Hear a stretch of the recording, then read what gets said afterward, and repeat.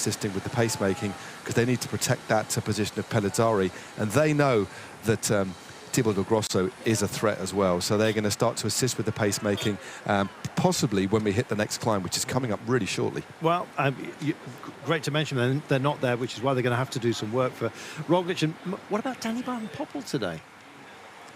We'll see. I mean, he can get over the smaller climbs. It just depends on how hard they ride him. And I think you never know. Van Poppel has got over those small climbs. He's one of those lead-out sprint riders who can function well on the climbs, but I think they're going to be a little bit too hard, as Issa Del Toro eventually removes his cap from under his helmet. Good lad. I think it was glued in there. It probably was. Deal with it, shall we? Suddenly they slam into it, and they've got an advantage of 2 minutes and 52. When you climb, you possibly lose time, but well, you just have to look who's doing the chasing at the moment. Oh. This is going to take an awful lot. Cape, just see that? Yeah, he did. The motorcyclist has got his gilet on his foot. Yeah. He got it there. There we go. 10 points. He loves it. He's trying his level. Oh, look at that. That good. Do you know what? But that was a bit dangerous as well. Oh, it's very dangerous. Gogol. Look at that. Great pass by Gogol. God, I've never seen that. Do you know that could have been quite. If that got wrapped around the chain, what happened? He's got. There you go. He's got a bit of clothing. He has that. I don't. Is that plastic? No, it's a gilet or an arm warmer. Not even his. I think that is that. It's a cape stuck in his. It's an Astana one. It's an XDS, I think. Round his disc brake. Somebody has disrobed and interfered with him. Yeah. So he's not putting that in the car. He's chucking it. Yeah, it's not back in his pocket on eBay, and that is he at all. No, no. It just shows how dangerous it is. How dangerous the clothing can be if it's discarded a little bit willy-nilly in a severe. So yeah, and Rochas again, more experienced rider, more decorated rather than the Spaniard, is just eating away at those points. So a good little ride here. 5 points on offer at the top, but Sevilla's just got to make sure as best he can, because he can clearly see his suffering. He had no answer to that sharp acceleration by the Frenchman. But if he can, soak up a couple of little points going over the top. And there he is in green, fighting for second place. Rochas takes that, looks round, checks the gap. Looks like Sevilla, where he's going to be... is it Slock who's gone in front over the top? Yeah. Oh, and all points disappearing from him by the looks of things. He scored 1 or 2 there, but yeah, he's faded far.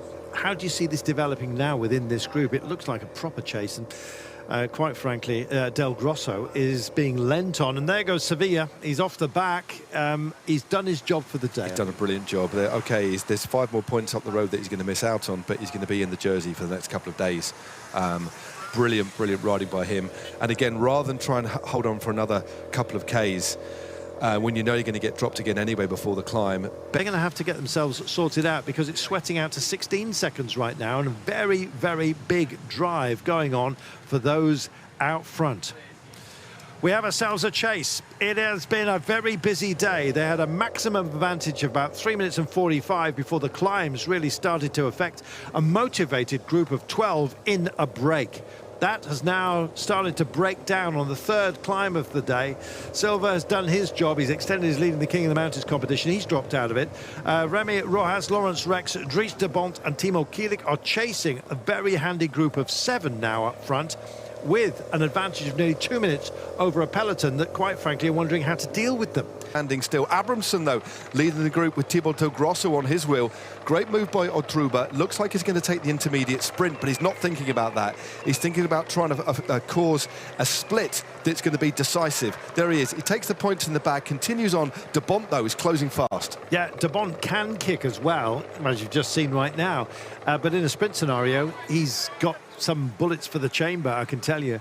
Minute and 18 is what they have over the peloton at the moment. Let's see what they can do off this descent. It's where generally our breakaway have been finding time, because a descent that's driven, there is a maximum pace you can go, so gaps generally tend not to be closed on a descent.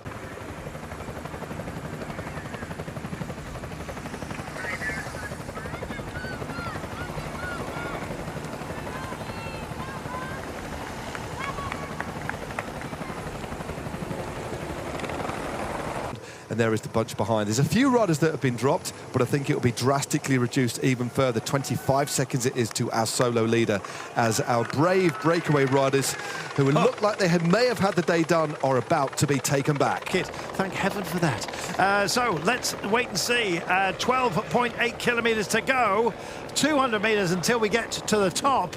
And as we drop down, look at the selection that's been made. It's the very best. About 12 riders. Clément Champoussin is just at the back of this group. So Pellizzari is there. Roglic is there. It is, in fact, Tobias Johannessen. Oh, and here goes Del Toro. He picks it up and tries to make the drive here. This is his bid to escape right now. Oh, Klaas will out, and who can go with him? And Mathieu van der Poel picks it up. He goes nothing that Wout van Aert can do here. He's tried his level best to get back on terms and just can't do so. Oh, and they have a look back. That was a warning, if nothing else, for the big peaks that are still to come here. Not super high alpine tests, but Del Toro showing he can thrive in all terrain. And now we settle a little, but not a lot, before we actually get to our final run for home. Saying something here. Well, he is, but I don't know what it is. Can't lip read. Ciccone wants everyone to drive on here. They don't want anything to come back together. My life, here we go, and this is the reason why. This is what they fear. Yeah, it's Jan Christian is going across the gap now. That's so important, and it's Andrea Vendrame as well who's got across there. That's a good move by the Italian. He is very tasty in the sprint as well, just latching onto the wheel of Ben Healy, swelling our group ever so slightly. And there we go, Van der Poel, Healy, Ganna, Ciccone. It is indeed Pinarello from NSN, the young Italian climber. Roglic is there too. This is a fascinating group. Now, this man, look how willing he is to keep on riding here. Jan Christian confirmed as being in that group now. So Del Toro, thankfully for him, is not now isolated. Yeah. Vendrame for Jacob. Watch him be scared. Ganna, can he possibly with 7 points? Ganna goes. Has he got the power? Can't quite make the gap at the moment. He zigzags. He doesn't want to offer up any kind of lead into anybody. He wants to help himself, but here comes Mathieu van der Poel. He's got Wout van Aert with him as well. Oh, and Ganna goes. He's been wound in right now. Van der Poel picks it up. It looks like it's going to be in. Look at the power. Look at the drive, and look at the gap he's going. But Del Toro's still got something to offer up here. Ben Healy's also going to get in the frame as he's going to be on the throw. Not for anybody behind this man. Oh my goodness. Mathieu van der Poel owns the day. Absolutely sensational. What a finish that was. And this is crumbs for everybody else. Some big gaps out there on a brutal day where only the strongest will survive. My life, that was a great stage.